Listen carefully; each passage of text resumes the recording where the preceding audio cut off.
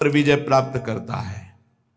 लोका स्वच्छंद निंदाम विंधतति, चाहे कोई कितनी निंदा करे तुम्हें फर्क नहीं पड़ना है, और फर्क पड़ जाता है तब जब सत्संग नहीं मिलता। ये हम आपको सत्य कहते हैं। सत्संग में बड़ी सामर्थ्य है।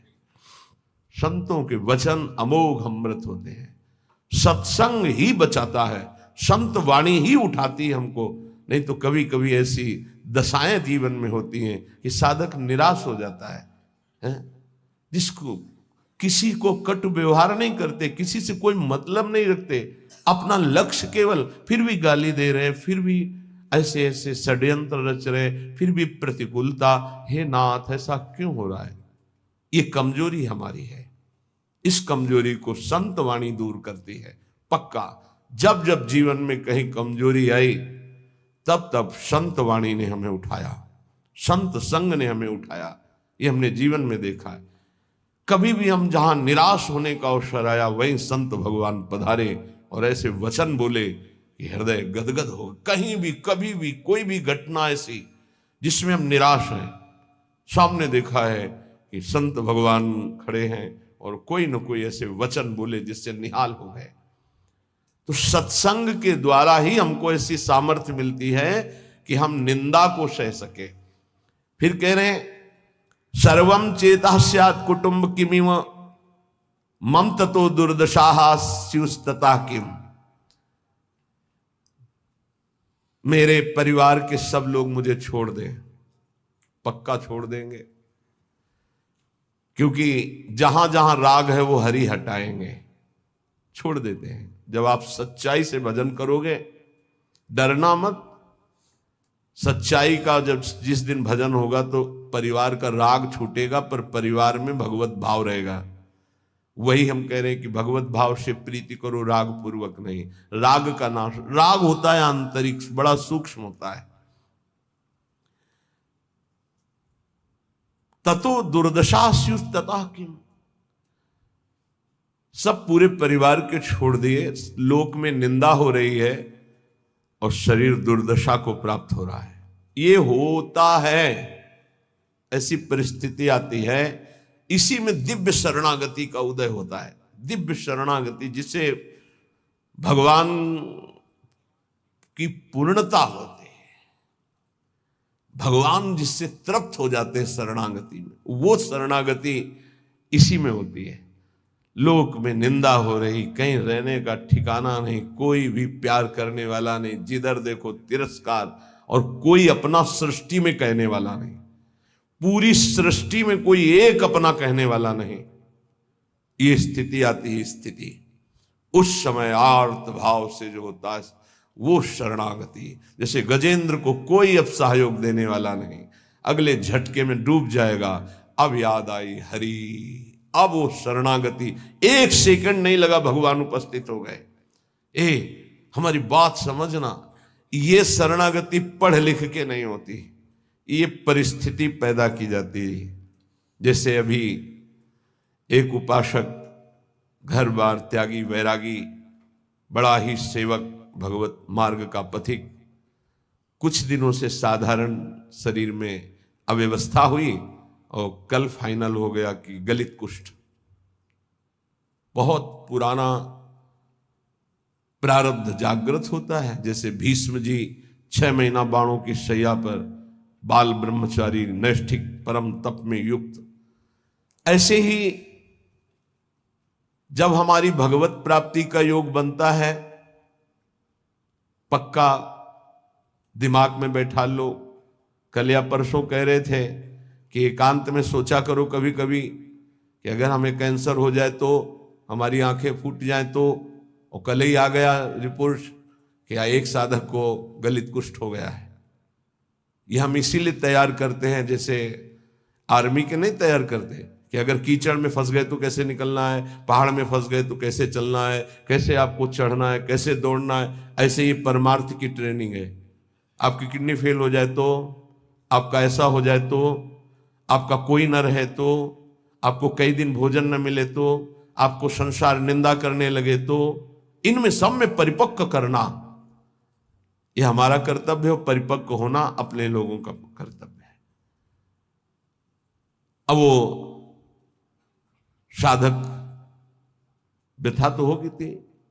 गलित कुष्ठ का मतलब अभी तक तो मेरी दृष्टि में इसमें कोई भी औषधि का योग नहीं देखा था। अब नया चल पड़ा हो तो नहीं कहते, जैसे किडनी फेल होने का मतलब है मृत्यु, लेकिन अब डायलिसिस चल पड़ा है, उससे जब तक जिलाएं तब तक जी सकते हैं, जब तक योग है।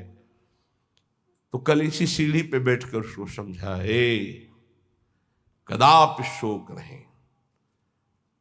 क्योंकि अंतिम फाइनल श्री जी की प्राप्ति होनी है तो अनंत जन्मों के पापों का योग होता है। ध्यान रखना, जो भगवत ऐसे ऐसे नीच पाप करने वाले हैं जुकाम नहीं होता, वो ऐसा सीधा साधक है कि कभी कोई शब्द सुन पाए वो तो मुश्किल है, वो ऐसा सीधा साधक है, रात दिन अपने संयम में, और उसको गलित कुष्ठ हो। ये बड़ा विचित्र खेल है। पूर्ण धर्म से चलने वाला, पूर्ण त्यागी, पूर्ण भगवत मार्ग, इतना भी कहीं अपराध की संभावना नहीं, किसी से कोई मतलब ही नहीं, कोई जानता ही नहीं, और उसको गलित कुष्ठ। ये क्या है? अनंत जन्मों का हिसाब बराबर श्री जी के पास जाना है, श्री जी के पास जाना है। रामकृष्ण परमहंस जी के गले में कैंसर, भयानक पीड़ा का हर समय संयोग, किस लिए? अंतिम जन्म है, अब जाना है मुझे लाडली जी के पास जाना है। तो जितना हिसाब किताब है बराबर फटाफट बराबर होता है। तो संसारी आदमी डरता है, भक्ति में जो प्राप्त हो रहा है तुम क्या समझ रहे हो? हजारों बार जन्म करके मरना होता है ऐसे सड़ सड़ के, और ऐसे कुछ नहीं बिगाड़ पाएगा गलित कुछ नहीं बिगाड़ पाएगा। सभा में कह रहे कुछ नहीं बिगाड़ पाएगा। प्रारब्ध ही तो है ना, पूर्व पाप। राधा नाम से बढ़कर प्रारब्ध होता है क्या? है कुछ नहीं। कल यही सब है, कुछ नहीं। सियार नहीं पैदा होते सिंहों के सिंह ही होते हैं। हरिदास सिंह होता है। गर्जना करना हमारा कर्तव्य है। एक गर्जना में लाखों का कल्याण होता है, एक कदापि नहीं। शरीर भाव से ऐसे संतों को देखा है। बरगदिया बाबा, पैर से सड़ना शुरू हुआ, कीड़ा पड़ गया, मुख तेज में और शरीर में कीड़े, बैठे शांत भाव से, कीड़े पड़े हुए शरीर। क्या? अंतिम जन्म में खत्म खेल। ये बड़े बड़े महापुरुषों के जीवन में आता है। यदि आप भगवत मार्ग में, अभी एक दो दिन पहले कहा था, यदि बैलेंस बना के चलोगे तो कोई बाधा नहीं। क्या? राधा राधा राधा राधा राधा, लड़का बच्चा परिवार भोग सामा। और जो अगर इसमें आ गए कि आपसे कुछ नहीं चाहिए, केवल आप चाहिए, फिर तो हिसाब किताब लंबा पड़ जाएगा। क्योंकि उनके गले लगने के लिए फिर कोई कर्म संस्कार नहीं बकाया रहेगा। पूर्व संचित क्रियमाण प्रारब्ध सबका विध्वंस होगा। अब विध्वंस का खेल मचेगा तब सच्चिदानंद के गले लगोगे। तभी कहा, नारायण अति कठिन है हरि मिलन की बाट, या में पग पीछे धरे प्रथम शीश दे काट। ये आज आप जीना है तो कष्ट में जीना है, पूरे शरीर में। या सब शुरू हो गया। इसलिए घबराना नहीं है सुन करके कि भगवान की प्राप्ति का मतलब है गलित कुष्ठ रोग हो जाना, किडनी फेल हो जाना। तो और सब अमृत पी रहे हैं क्या? आप देखो अस्पताल बड़े बड़े भरे। ये आखिरी जन्म है भक्त का, इसलिए बहुत जल्दी जल्दी डॉक्टर के पास रहोगे तो डरोगे नहीं। सत्संग सुनते रहोगे ना तो तुम डरोगे नहीं तो डर जाओगे। इसीलिए जल्दी कोई श्री कृष्ण से मिलना नहीं चाहता। ये बड़े खिलाड़ी हैं। यहां लगन लगन सबको ही कहे, लगन कहावे सोए, जा लगन में तन मन डारे खोए। आपसे प्यार किया है, नरक भेजो। अब इन धमकियों से हम डरने वाले नहीं। अब आपको दौड़कर गले लगाएंगे, यही लगाएंगे। आप भी नहीं रोक सकते। बोले इतना गरज कर कैसे बोल रहे हो? गुरु ने मंत्र दिया है हमको इनको वश में करने का। ये जो मंत्र है जानते हो, इसे क्या कहते हैं? निज मंत्र। निज मंत्र, वो मंत्र जैसे हाथी को अंकुश वश में कर लेता है, ऐसे हरि को मंत्र वश में कर लेता है। गुरु मेहरबान हो गए, चेला पहलवान हो गया। अब हरि भी नहीं रोक सकते अपने मिलने से, अब हरि भी नहीं रोक सकते अपने मार्ग में। क्यों? गुरु ने। हाँ बस गुरु केवटिया से मिले रहना, कुछ लेना न देना, मगन रहना, निश्चित पार हो जाओगे। सुना था एक राधा कुंड के भगवान संत की चर्चा में कि गलित कुष्ठ आया, कहा 12 वर्ष का। हाँ, तो अपने लोगों के पास ले आएगा, अपने लोगों के पास ऐसे आता है, पूरा आके चढ़ बैठा। और जब चढ़ बैठा है तो राधा के लिए कुंज का स्वरूप वो जानता नहीं है, स्वागत उसका बढ़िया होगा, कुछ नहीं होगा, देख लेना। हम क्या कह रहे हैं, कुछ नहीं होगा, देख लेना। क्या होगा, श्री जी गले लगाएंगे। ये संसार क्या करता, बोले स्यात् कुटुंबम किमिमम ततो दुर्दशा। दुर्दशा देखकर परिवार के लोग भी हट जाते हैं। पक्का ये खूब देखा है। 2-4 दिन वाली प्रियता बात अलग है, या बहुत जननी थोड़ा प्यार, फिर इसके बाद कोई प्यार नहीं करता संसार में। पक्का आप लोगों को भूल भुलैया में फंस रहे हो, इसलिए ऐसा लगता है। नहीं, अपने जीवन में देखा है और पक्की बात है, कोई प्यार नहीं करता। अगर कोई प्यार करता है तो भगवान, अगर कोई प्यार करता है तो भगवान जिससे प्रेरित करते हैं वो, अन्यथा नहीं। दुर्दशा स्युस्ततः किम, मेरी दुर्दशा हो जाए तो भी मेरा क्या। जब कोई होता है तो उसमें बैठकर वो बोलती हैं, और जब कोई प्रगट में नहीं होता है तो वो स्वयं बोलते हैं। तो धन्य है उसका जीवन कि जब शरीर दुर्दशा में हो और कोई प्रगट में पास न हो, तो ये लाडले दोनों खेलते खेलते आ जाते हैं, प्रिया प्रीतम, और बात करते हैं। ये कथा नहीं कह रहे, ये व्यथा कह रहे हैं। हृदय की जब व्यथा उत्पन्न होती तब कथा की रचना होती है, तब उसकी जीवनी की रचना होती है। दुर्दशा मांगो,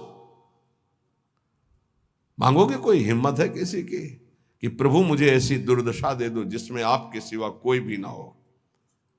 और ये संसार, जिस कमरे में आप होगे उस कमरे की खिड़की में भी नहीं झांकेगा कि कहीं ऐसे न कह दे, बुला न ले। पक्का खूब अच्छे से देखा है, खूब अच्छे से देखा है। ये बात बहुत इसलिए रुक रुक के कह रहे हैं कि जीवन में सबके आता है, सब दिन होत ना एक समान। एक दिन तुम सुख से इतराते हुए छाती फुलाकर अभिमान से डोल रहे हो, जब तुम्हारे कर्म का परिणाम आएगा तो छाती फुला के फिर सहने की ताकत नहीं होगी। इसलिए अभिमान मत करो, पाप मत करो। पीछे का हिसाब ही इतना है कि लाखों बार जन्म ले तो भी हम नहीं भोग पाएंगे। उसको मिटाने के लिए मानव देह मिला है, खूब नाम जप करते हुए उसको मिटा दो। सेवाधीशश्च न स्याद् यदि किमुततः श्रील वृंदावने हम। अगर मेरी ऐसी शरीर की दुर्दशा और सेवा नहीं बन पा रही भगवान की, तो मुझे कोई फर्क नहीं पड़ेगा। क्यों? क्योंकि मैं पड़े पड़े रोते हुए उनकी सेवा करूंगा। एक होती सामग्री से सेवा और एक होती रुदन से सेवा। तो यहां कह रहे हैं सेवाधीशश्च न स्याद् यदि किमुततः श्रील वृंदावने हम। अब हमसे प्रगट सेवा भी नहीं हो पा रही तो मुझे क्या, क्योंकि मैं हूं तो ना उनका। ये देखो, ये हिम्मत, ये निष्ठा बहुत जरूरी है। ये इसलिए कि आज आप स्वस्थ हैं, आप परिक्रमा दे सकते हैं, सेवा कर सकते हैं। कल ऐसी भी स्थिति आ सकती तो क्या। कभी कभी सोचते थे, जब रात के 8 बजे स्नान कराते थे श्री जी को, हिम्मत बनाई रात्रि तक उठ पाए, श्री जी को स्नान करा रहे धीरे से जैसे बना, तो सोचते थे श्री जी आपकी सेवा कैसे होगी। आज हमारे तो 2 हाथ नहीं सेवा कर पाते, लेकिन आज सैकड़ों हाथों से श्री जी को दुलार हो रहा है। ये उनकी महिमा। सब 9 अवस्था के सब पढ़े लिखे संत जो अपने जीवन को सांसारिक उन्नति में चढ़ाना चाहते थे, बड़े बड़े सर्टिफिकेट डिग्रियां लिए हुए हमारे श्री जी की सेवा में लगे हुए हैं, और ऐसे मनोयोग से लगे हैं, पूछो मत। भगवान सदैव कृपा करते रहे हमारी लाडली जी की सेवा में, ऐसी इनकी रुचि बनी रहे। कभी कभी जब श्री जी को श्रृंगारित देखते हैं, इन सब का प्रयास देखते हैं, तो ऐसा लगता है कि हमारी एक एक वृत्ति जो सेवा की थी वही इनके रूपों में आकर के विराजमान हुई है। जैसा हृदय से चाहते थे, भावना में करते थे, वही प्रगट में आज सेवा हो रही है। अगर शरीर से सेवा भी न बने तो हमें क्या, क्यों मैं आपका हूं, आपके निमित्त पड़ा हूं। यथास्यांभ स्यास्थाय धैर्यम, ये बहुत बढ़िया श्लोक भगवत प्राप्ति के लिए कह रहे हैं, बहुत जोर की बात इस श्लोक में कह रहे हैं। जैसी भी परिस्थिति रखोगे मैं धैर्य नहीं छोड़ूंगा। ए हरि आपसे है, आपसे जैसी परिस्थिति देना चाहो दे दो।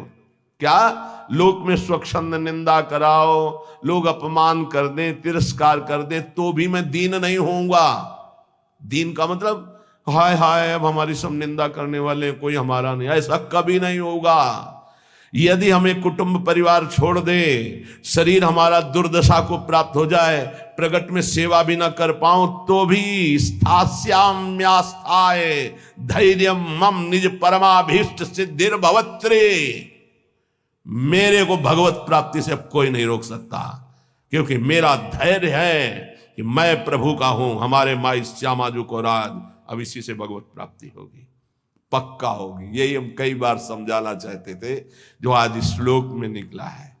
कैसी भी परिस्थिति हो, भजन भी ना बने तो भी भगवत प्राप्ति होगी।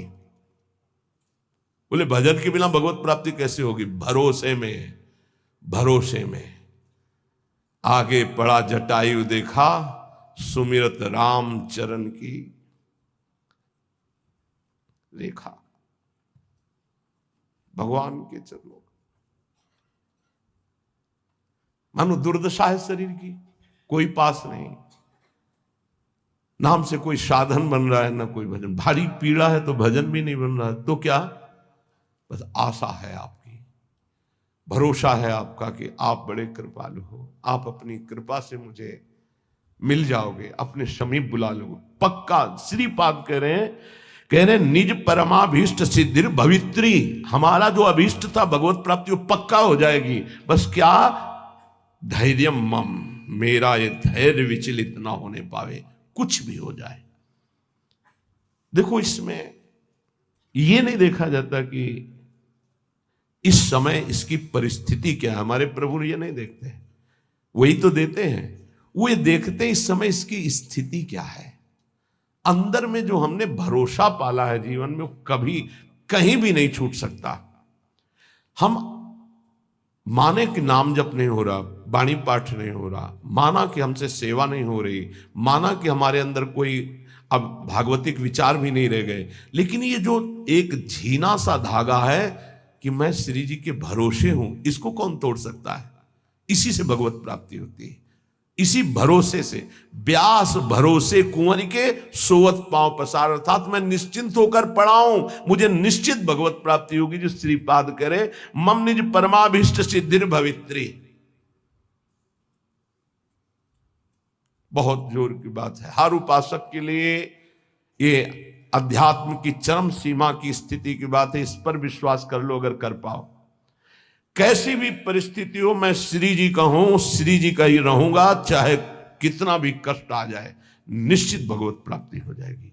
निश्चित आपको वो परम सिद्धि प्राप्त होगी जो किसी साधना से नहीं प्राप्त होती है। जब तक शरीर स्वस्थ है तब तक कचाई न रखो।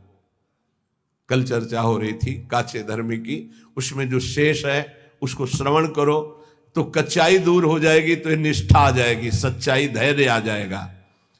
श्री सेवक जी महाराज कह रहे हैं कि जब आपने शरणागति हरिवंश चंद्रजू की ले ली, ध्यान से सुनिएगा, लोगों के मन में कई तरह की शंकाएं रहती हैं, इनका त्याग कर दो। गीता जी में भगवान ने कहा ये यथा माम प्रपद्यन्ते तास तथैव भजाम्यहम्, मुझे जैसे जो भजते मैं उनको वैसा ही भजन में अनुभव हो। अब आप प्रभु को पत्नी रूप से भज रहे हैं तो वही बैठे हैं तुम्हारे पास, तुम्हें समझ में नहीं आ रहा। पुत्र रूप से भज रहे हैं तो पुत्र रूप में वही बैठे हैं। ये था माम प्रपद्यन्ते, इसको बहुत सरलता से देख लो। आप जिस रूप में प्रभु को देखना चाह रहे हैं वही रूप प्रभु दिखा रहे हैं। अब हम निकुंज उपासी हैं, हमारी उपासना का एक विशुद्ध मार्ग है। क्या विशुद्ध मार्ग है? जिसमें हमारे आचार्य और रसिक महापुरुष गए, हम उसी मार्ग के पथिक हैं। हमें बाहरी उपदेश नहीं सुनना। क्या बाहरी उपदेश? आज तो अमुक व्रत है, आज ऐसा है, आज ऐसा है। देखो, बहुत शास्त्रों का सम्यक आराधन करके बोल रहा हूं, यह ना समझो कि मुझे पता नहीं। जैसे किसी का प्रश्न आता है कि बिना तुलसी के ठाकुर जी का भोग नहीं लगता, ये जानते हो कहां आता है? जहां हरि चरणों की उपासना है, खूब विशुद्ध भाव से इसका मूल जड़ तक चिंतन करने वाला ये भाव है। कोई ऐसा ना समझना कि बाहरी। तुलसी जी कौन है? वृंदा। कौन सी वृंदा? यहां वृंदावनेश्वरी की सखी वृंदा सखी नहीं, ध्यान रखना। ये वृंदा सखी नहीं, अधिष्ठात्री हैं। अनादि वृंदावन, अनादि वृंदा सखी। ये वो वृंदा जो नारायण को पति रूप में बनाना चाहती थी। तो देवर्षि नारद जी आए और कहा, देवी, नारायण को ऐसे तुम पति रूप में नहीं बना पाओगे, पहले तुम्हारे पातिव्रत धर्म की परीक्षा होगी। बोले देने के लिए तैयार हूं। बोले एक व्रत तुम्हारा पातिव्रत यदि पास हुआ तो नारायण तुम्हें पति रूप में प्राप्त होंगे। बोले तथास्तु, आप हमें बोलिए किसके साथ मैं अपनी आराधना का स्वरूप प्रकाशित करूं। तो उनका जालंधर राक्षस, इसको पति बनाना होगा और तुम्हारे पातिव्रत से त्रिभुवन में पता चलना चाहिए कि तुम्हारी जैसी कोई सती और पतिव्रता नहीं। बोले जैसा आप आदेश करेंगे। ऐसा जालंधर राक्षस पति रूप में वर्ण किया और ऐसा सतीत्व तो पूरा चरित्र है, त्रिभुवन में कोई उसका बाल बांका भी नहीं कर पाया। सती वृंदा के पवित्र चरित्र और उनकी उपासना के कारण भगवान शंकर आदि बड़े बड़े देवताओं ने दिव्यास्त्रों का प्रयोग किया, जालंधर का कुछ नहीं बिगड़ पाया।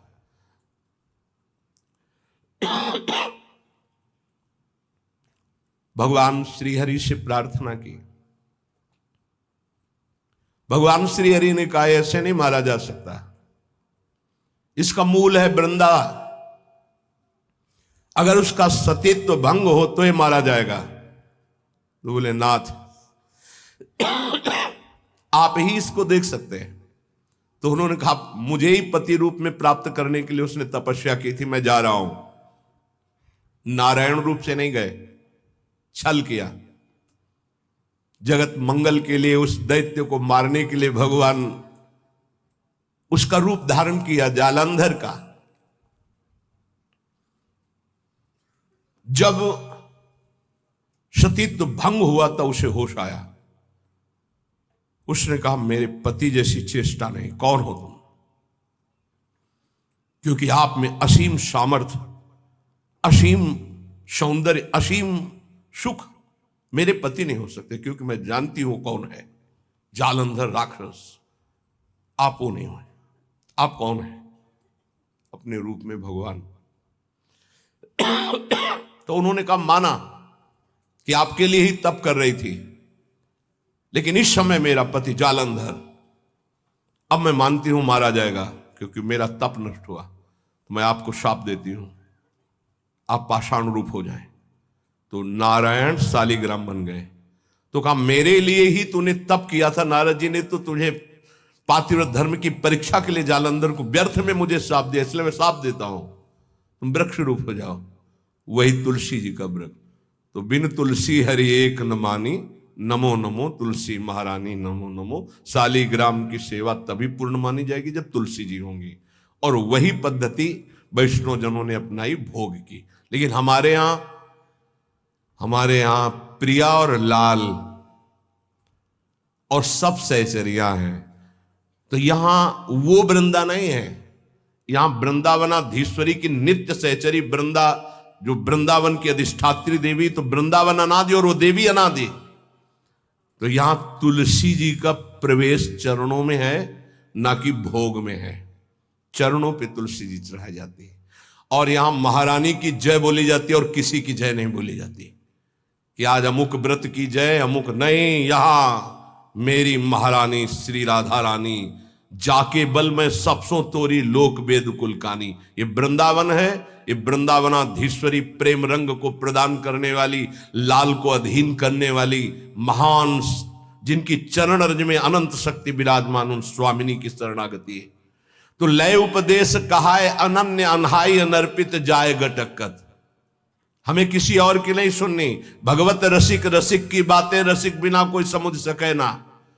हमारी जो श्री जी की उपासना है, भगवत रसिक जी महाराज, ये सब स्वामी हरिदास जी महाराज के जो निज चरण सेवक हैं, जो हरिवंश महाप्रभु जी के निज चरण सेवक हैं। हरिराम व्यास जी तो शिष्य ही महाप्रभु हरिवंश चंद्र जी के, उनके जो निज चरण सेवक हैं, और जो भी निकुंज उपासी हो सब प्रियाचरण प्रधान होते हैं। भगवत रसिक जी कह रहे नवल किशोर उपासना जुगल मंत्र को जाप, जुगल मंत्र को जाप वेद रसकन की बानी, श्री वृंदावन धाम इष्ट श्यामा महारानी, प्रेम देवता मिले बिना सिद्धि होय न कारज, भगवत सब सुखदान प्रगट भय रस का चारज। यदि आप हरिवंश धर्म में जुड़े, वृंदावन में जुड़े, राधा नाम से जुड़े, नित्य विहार रस में जुड़े हैं, इसलिए इष्ट मिले और मन मिले, मिले भजन रस रीति, तहा निसंक होए मिलिए तासों कीजिए प्रीति। अब ध्यान दीजिए अपनी उपासना के रंग की। अगर आप शरणागत हो चुके तो पहला नियम है कि बिना श्री जी को अर्पित किए एक बूंद पानी भी नहीं जाना चाहिए जिब्या में। और बात तो दूर, हमारी बात को समझना, हम कहते पहली बात तो ऐसा कुछ ना पिए खाए जो हम श्री जी को भोग नहीं लगा सकते। अगर आपकी औषधि चल रही है, आपका वृद्ध शरीर है, आप ऐसे लेते हैं, नाम जपते हुए पी ले, पर पहले राधा वल्लभ लाल की जय और भावना में अर्पित कर दो। जल है, एक तो जब भोग लगाते हो आठों पैर तो जल होता है, उसको आप पात्र में रख करके फ्रिज का एक हिस्सा ऐसा रख सकते हो जो प्रसादी हो, और एक अमनिया कर सकते हो, तो वो जो प्रसादी जल है वही पीने के प्रयोग। अगर आप ऐसी जगह हैं आपको ये सुविधा नहीं मिलती अष्टपहर के प्रसादी जल की, तो जब पिए तो राधा वल्लभ लाल की जय और 1 मिनट भावना करे, हे प्रभु मेरे हृदय देश में विराजमान होकर आप जल पान कीजिए, जल पीजिए। ऐसी कोई वस्तु खाइए पिए नहीं जो प्रभु को अर्पित नहीं की जा सकती। कुछ लोग ऐसे काचे धर्मी के लय उपदेश कहाय अनन्य अनहाई अनर्पित जाय गटकत, शरणागत हो गए, उनको पता ही नहीं है, जहां जो देखा वो वहां खरीदा और खा रहे। ये तो देखी बात है। माला यहां टंगा है, हम पीछे बता भी चुके, बड़ा पश्चाताप होता है। आप वैष्णव हैं और गोलगप्पा दोना में लिए हैं, ऐसे यहां टपक रहा है गोलगप्पा, माला के ऊपर जा रहा है। मान लो माला का आप महत्व तो नहीं समझते, माला साक्षात श्री जी में है, क्योंकि उससे हम नाम जप करते हैं, ऐसा नहीं करते। अगर आपको ऐसे कुछ पदार्थ पाने हैं, नहीं आपकी जिह्वा रुकती, तो हम कह रहे खरीद लो, पात्र में रख लो, कुटिया में जाओ, श्री जी को भोग लगाओ, थोड़ा नाम कीर्तन करो, फिर उसको मर्यादा से पालो। आप वैष्णव हो, बाजार में खड़े खड़े कंठी तिलक लगाए, अच्छा लगता है आपको? अरे कंठी तिलक लगाकर इसकी मर्यादा की भी तो रक्षा करो। लय उपदेश कहा है अनन्य अनहाय अनर्पित जाय गटकत। अब ये नहीं होगा कि सुबह सुबह उठे हो बेड टी पी रहे हैं, नहीं तो कोई भक्ति नहीं रहेगी। पहले उठो, नाम रस पियो, गुरुजनों का नाम, महापुरुषों का नाम स्मरण किया, कुछ देर इष्ट का नाम स्मरण किया, फिर भूमि को प्रणाम किया, सब भक्तों को प्रणाम करके हे प्रभु आज का दिन हमारा बड़ा मंगलमय आपके स्मरण में जाए, ऐसी प्रार्थना की। फिर आप शौच स्नान आदि क्रिया करके प्रभु की मंगला करके फिर उनको भोग लगा करके फिर जो ऐसे ऐसे तो आपकी बुद्धि शुद्ध हो जाएगी। लेकिन पशुता बढ़ रही है, पशुता बढ़ रही है। आस करें विषयीन के आगे जो देखे मैं जोरत हाथ लग। पहली गलती बिना भोग लगाए पा रहे हैं, वैष्णव होकर भी, शरणागत होकर भी। बहुत सावधान, बिना प्रभु को पवाए पा नहीं सकते, कुछ भी नहीं। हर कर्म प्रभु को समर्पित करना है। आज जब तुम कंठी बंधवा लिए, दीक्षा ले लिए, तो तुम्हारा कोई कर्म ऐसा नहीं होना चाहिए जो प्रभु को समर्पित ना कर सको। कोई पर्दे के डाल करके कार्य करने वाला कि नहीं, प्रभु दे पर्दा खोल करके हर कार्य आपके सामने होगा, आपके लिए होगा। हमारा जीवन अब पर्दे में नहीं है, बेपर्द है आपके सामने। कभी संकोच न करो प्रभु से, प्रभु सब कुछ देख रहे हैं, लेकिन वो संकोच करो जो प्रभु को हम समर्पित नहीं कर सकते। वो कर्म, वो खान पान। आस करें विषयीन के आगे जो देखे मैं जोरत हाथ लटकत। चाहे गृहस्थ शरणागत हो, चाहे विरक्त शरणागत, ये विषयी पुरुष से तुम्हारी कामनाओं की पूर्ति नहीं होनी। कामनाओं की पूर्ति श्री जी से होनी। बने तो रघुवर ते बने, बिगड़े तो भरपूर तुलसी और अंते बने ता बनबे पे धूर। ये सिद्धांत पकड़ो, दूसरे के आगे घिघियाने की जरूरत नहीं है। चाहे विरक्त हो चाहे गृहस्थ हो, श्री जी हैं, बहुत समर्थ हैं। अगर उनका विधान है कि मैं ऐसे दुख में जीवन को व्यतीत करूं तो मुझे किसी से सुख नहीं चाहिए, और अगर उनका विधान है कि ऐसे सुख में जीवन से तो मुझे कोई परवाह नहीं। केतिक आयु केतिक जीवन, काहे विनाशत काज हटकत। तुम्हारा काज है भगवत प्राप्ति, कितना जीवन है तुम जो दूसरों के आगे हाथ जोड़ रहे हो धन के लिए, भोगों के लिए नहीं। कितना जीवन है दूसरे की आस कर रहे हो। अरे लाडली लाल के चरणारविंद की महिमा तुम्हें पता नहीं है। प्रणत कामदम पद्मजार्जितम धरणि मंडनम ध्येयमापद, ये लालजू के चरणारविंद प्रणाम करने वालों की समस्त कामनाओं को पूर्ण। हमारी श्री जी चिंतामणि प्रणमताम ब्रज नागरी नाम, गोरे चरणारविंद में जिसने माथा रख दिया उसके समस्त चिंतित भावों को पूर्ण करने वाली। एक है साकत संग अगिन्न लपट लपट जरत क्यों संगति की जय। साकत दो भाव से इसका अर्थ होता है, एक होता है जो गुरु मंत्र नहीं लिए मनमानी आचरण करते हैं उन्हें साकत, और दूसरा कहते हैं जो बकरे की बलि चढ़ाते हैं, शराब पीते हैं और कहते हैं हम माता जी की उपासना करते हैं।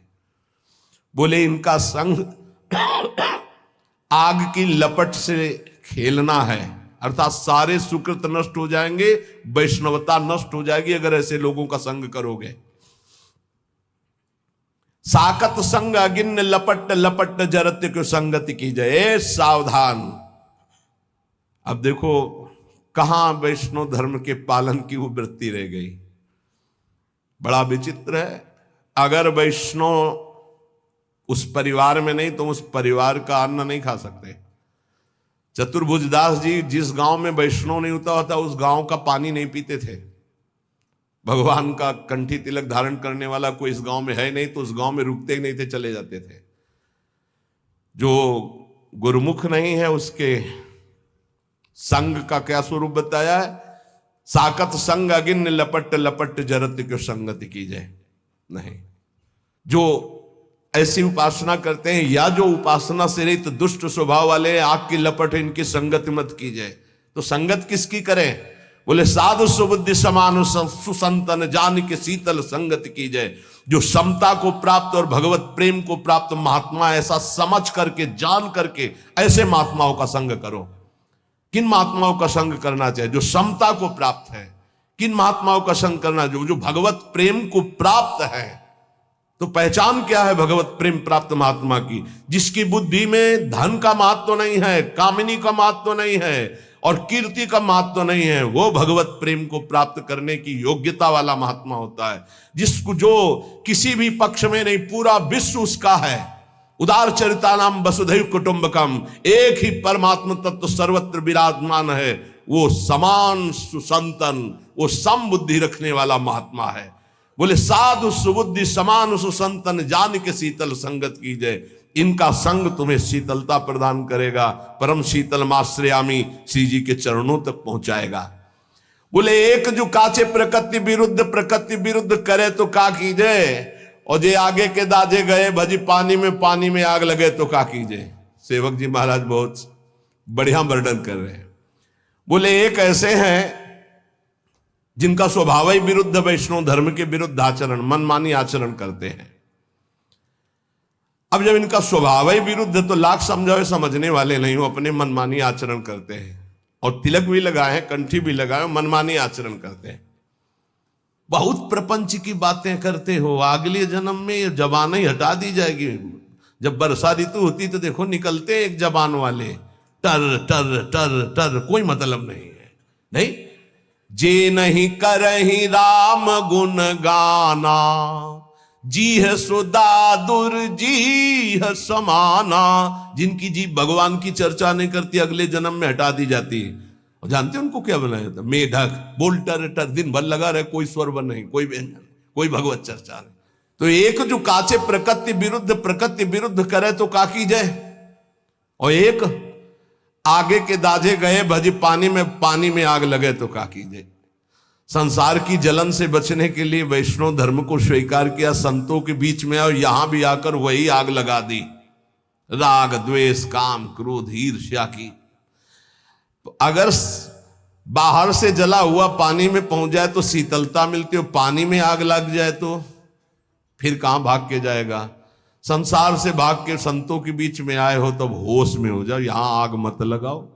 ये जो काचे प्रकृति के लोग होते हैं, ये आगे के दाजे गए भजी पानी में, पानी में आग लगे तो काकी बचना। ये लोग आग लगा के सेकने वाले होते हैं।